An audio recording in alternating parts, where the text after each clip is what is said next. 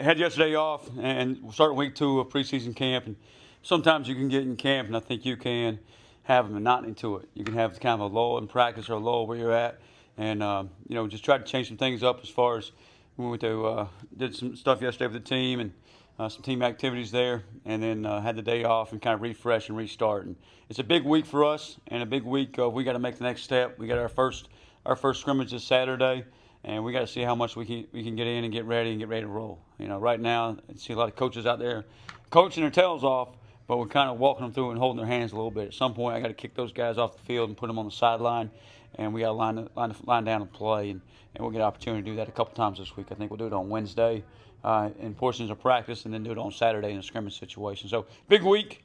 Excited about it, and looking forward to seeing those guys taking the next step. And we got to, and I thought the energy was really good today. We watched a video this morning from the UConn basketball coach, Gino, and he was talking about, you can't get to the Final Four and play at this level if you always practice at this level.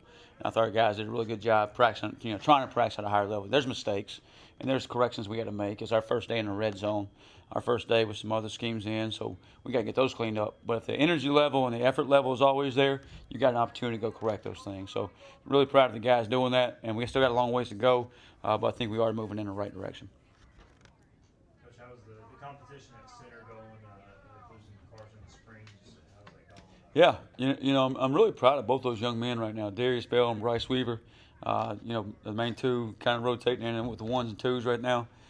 Drew McCullough's kind of playing some threes. But both those guys are doing a really good job. Panda Askew has played in there some. And Panda may be having as good a camp as anybody in preseason, a local guy here from Greenville.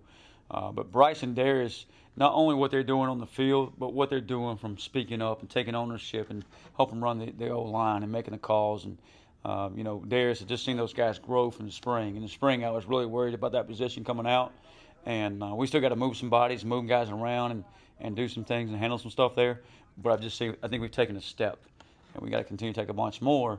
But we do have some good competition there. I think, sometimes when you don't have competition, you can kind of sit back and just kind of, hey, I'm just got to worry about me. But when you got somebody on your heels chasing you, it makes you, whether you're running a race or whatever, it makes you run faster. And right now with Darius and Bryce, we have that going on. And we have that, in several positions. And I think, Panda's another good example. Him and Kyle Long are pushing each other. Panda is playing at a, first team level right now, and it's pushing Kyle and vice versa. And if we can do that at every position on our football team, it will help us grow. Put the pads on Saturday. Did you see a difference in some?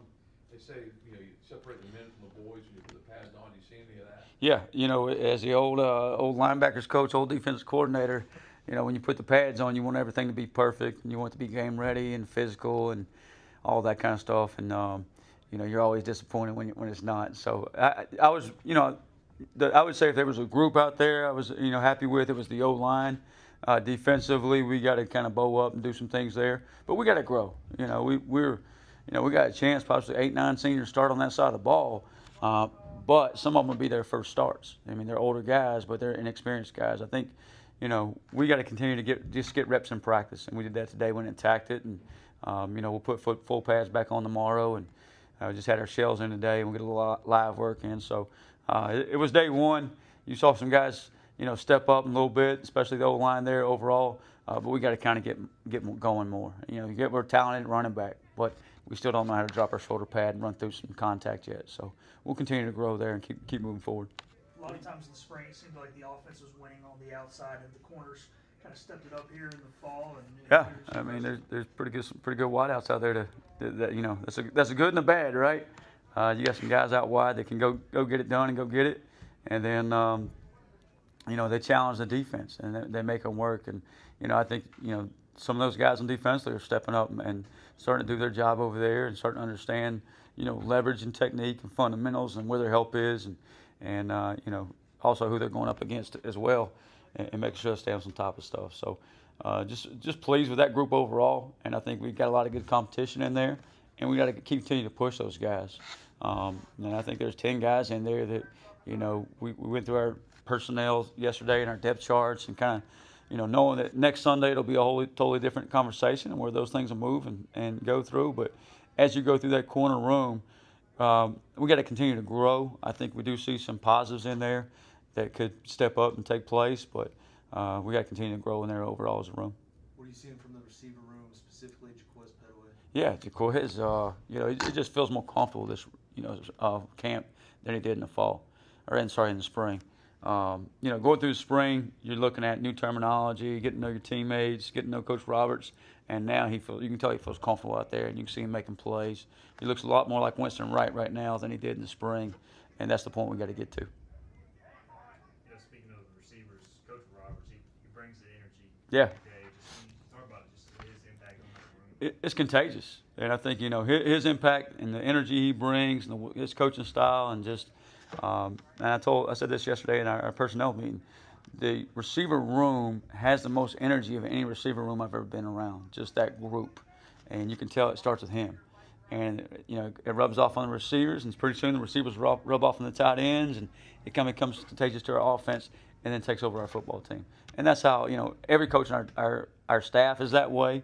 We want to play that way, so as coaches we got to be that way. And I think Coach Roberts is a perfect example of that, and that receiver group is a perfect example of that. We talked about Sam Danka moving inside. Yeah. Jackson Barker, it seems like he's made that move pretty well too. How would you kind of evaluate him? Yeah, he shows up. I think early on Jackson started out in his career as a linebacker.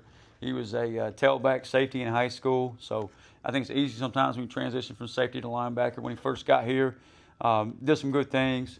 We were a little short of outside linebacker. Had moved him there for a year and a half, 2 years there, and played really well out there, and was a special teams demon last year, and had about 350 snaps on those units, and just moved him back to linebacker. And I think he's doing really good things, adapting really well.